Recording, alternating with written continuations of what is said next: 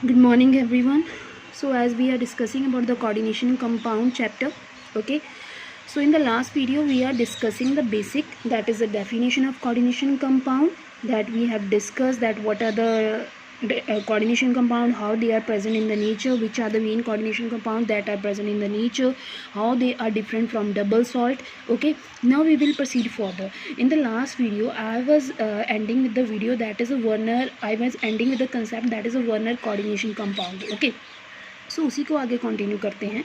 So according to I have told you in the last of the first video that Werner, okay, Werner is a scientist, okay, who has given Werner in 1893. Okay, he is a scientist. He was a scientist who has given a theory regarding coordination compound. He was the first scientist who was studied the coordination compound. coordination compound एक ऐसा field है जो अलग अलग places पे use होता है, जैसे कि मेडिसिन और केमिस्ट्री में इसका बहुत ज़्यादा रोल है. ठीक है, सो इसीलिए वर्नर एक ऐसा साइंटिस्ट था जिसने इसको इनिशिएटिव लिया कि वो इसको स्टडी करना चाहता था, इसकी ज्योमेट्री को, इसके स्ट्रक्चर को, शेप को, एट्सेट्रा. ओके, सो इवन इसकी प्रॉपर्टीज़ को. सो इन 1893 उसने एक थ्योरी दी हमें जिसको हम वर्नर कोऑर्डिनेशन थ्योरी कहते हैं. उसके हम पोस्टुलेट भी डिस्कस करेंगे. फर्स्ट ऑफ ऑल हम ये बात करते हैं कि उसने जो है कौन से पॉइंट्स के बेसिस पे उस थ्योरी को दिया. ठीक है, तो हमारे पास 3 मेथड थे, 3 एक्सपेरिमेंट स्टडी थी जो उसने रेफ़र की थी. That is the first one is a precipitation method. Okay, precipitation method. Second one था conductance method. Okay, third one था कंडक्टेंस. प्रेसिपिटेशन हो गया, कंडक्टेंस हो गया. हमारा थर्ड वन था आइसोमर्स. ओके, सो ये 3 मेथड के बेस पे उसने एक पॉसिबल स्ट्रक्चर्स दी थी, पॉसिबल प्रॉपर्टीज़ दी थी कोऑर्डिनेशन कंपाउंड की. Okay, so first of all हम एक एग्जांपल ले लेते हैं यहाँ पे इनको स्टडी करने के लिए. मैं यहाँ पे एक एग्जांपल ले रही हूँ, that is COCl3 6 ammonia. Okay, this is a coordination compound. इसके ऊपर उसने स्टडी की थी. Okay, so he has given the structure of this one. अगर हम इसकी स्ट्रक्चर की बात करें, we are having structure that is ammonia. Okay, again ammonia, ammonia, again यहाँ पे अमोनिया, और यहाँ पे आएगा हमारा ammonia and again here ammonia. Okay, ये बॉन्ड जो होंगे दीज वुड बी लेंथी, ये लेंथी बॉन्ड होंगे. ठीक है, और ये जो होते हैं इक्वेटोरियल बॉन्ड्स होते हैं, ये एक्सियल होता है, आपने +1 में किया है. सो यहाँ पे देखिए ये जो होता है, जो बाकी 3 क्लोराइड आयंस हैं ये, ठीक है, ये कैसे प्रेजेंट होते हैं, लाइक दिस.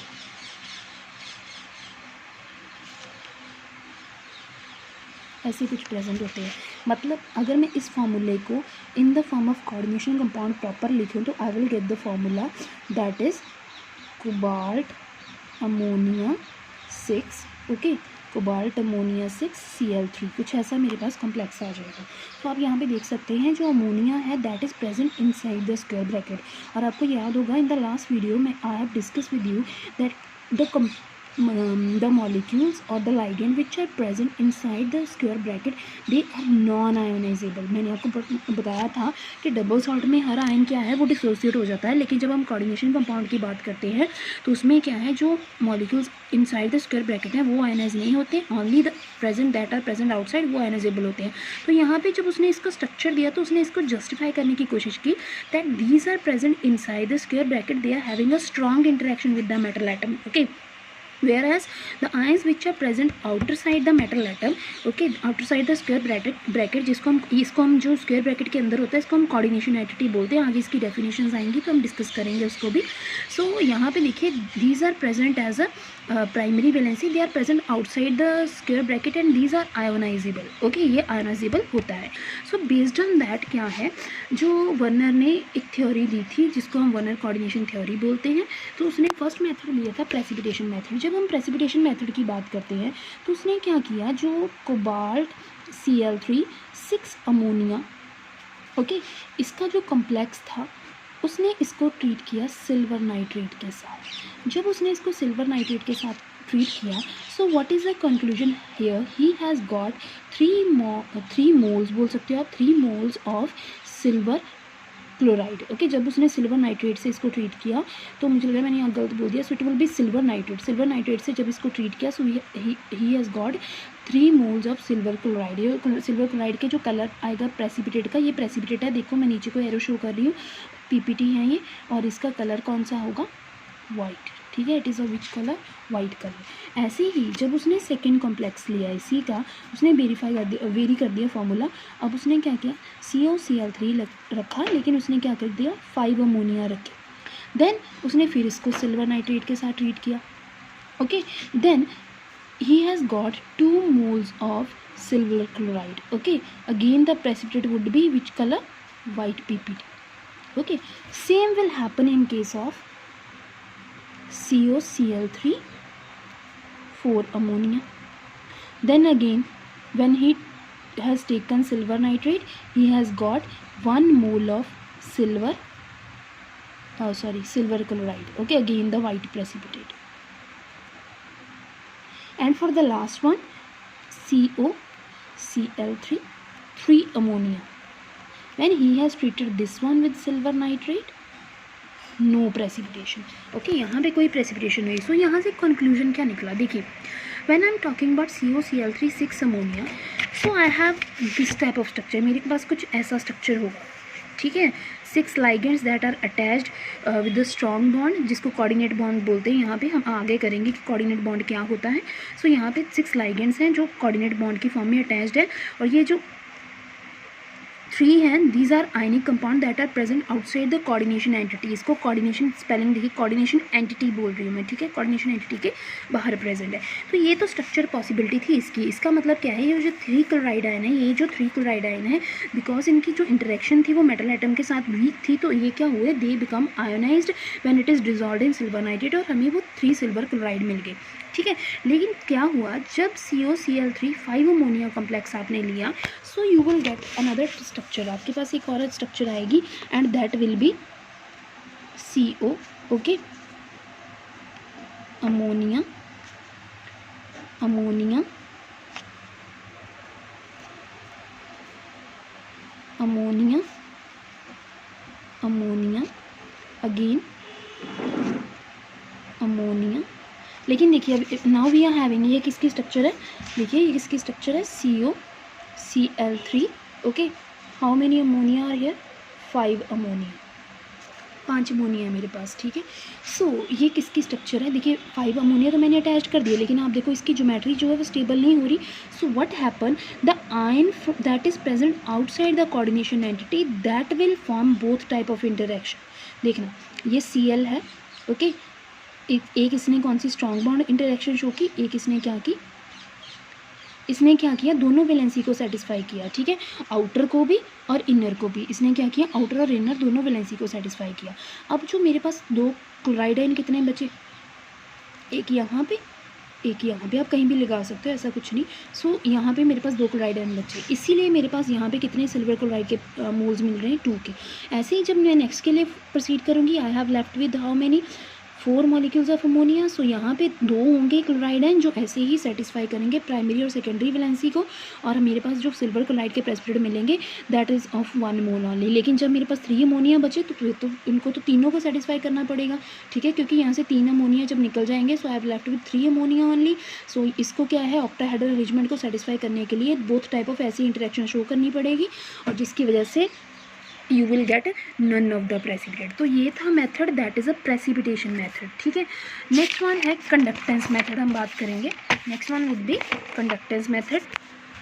ओके, जब मैं कंडक्टेंस मेथड की बात करती हूँ, देखिए conductance method,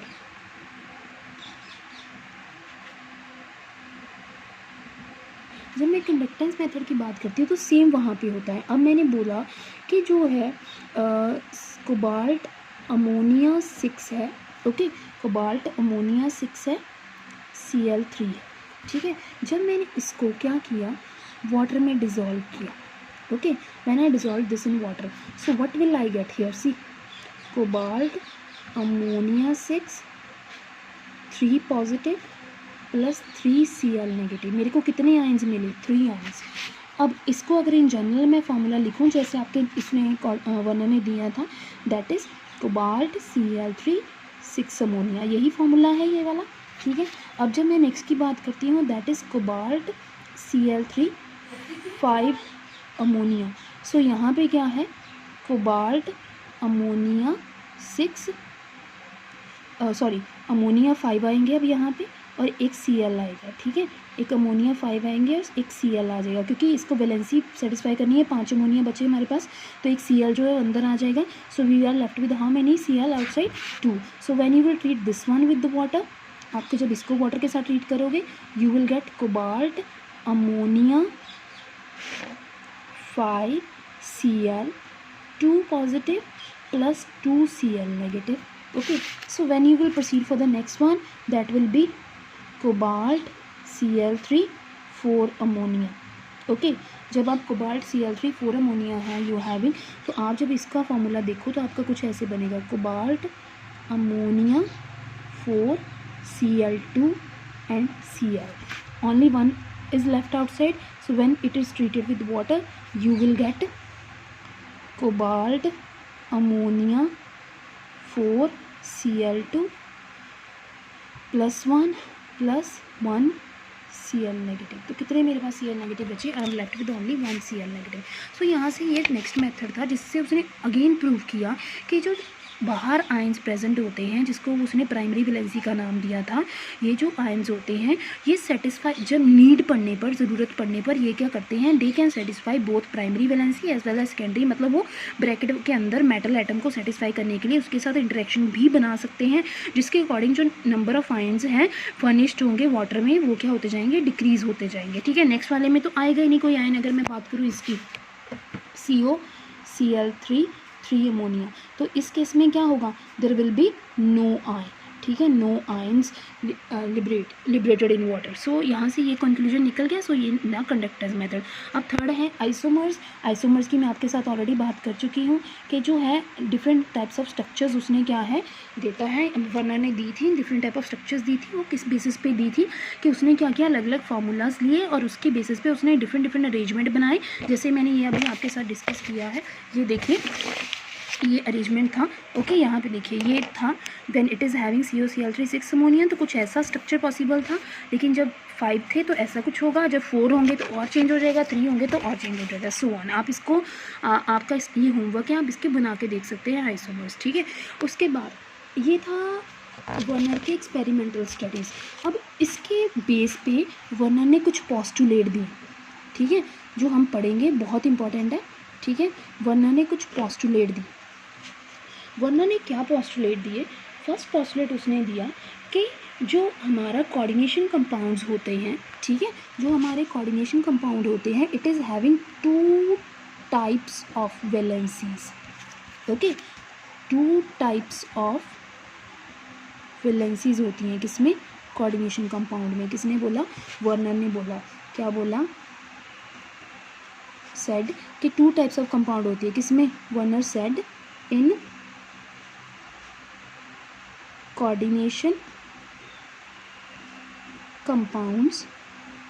okay, 2 types of valency होती हैं। कौन कौन सी वैलेंसी होती है? देखिए, ध्यान से देखना है इसको। एक होती है प्राइमरी, ओके, एक होती है सेकेंडरी। एक तो इसका ये हो गया, ठीक है। सेकेंड पोस्टुलेट उसने क्या बोला? देखिए, ध्यान से देखिए, सेकेंड पोस्टुलेट वर्नर ने क्या बोला? अब 2 तरह की वैलेंसी होती है, प्राइमरी एंड सेकेंडरी, ठीक है। अब क्या है? सेकेंड उसने बोला कि मेटल एटम जो है, मेटल एटम है, टेंड्स टू सेटिस्फाई। ये कैसे है मैं आपको अभी समझाती हूँ।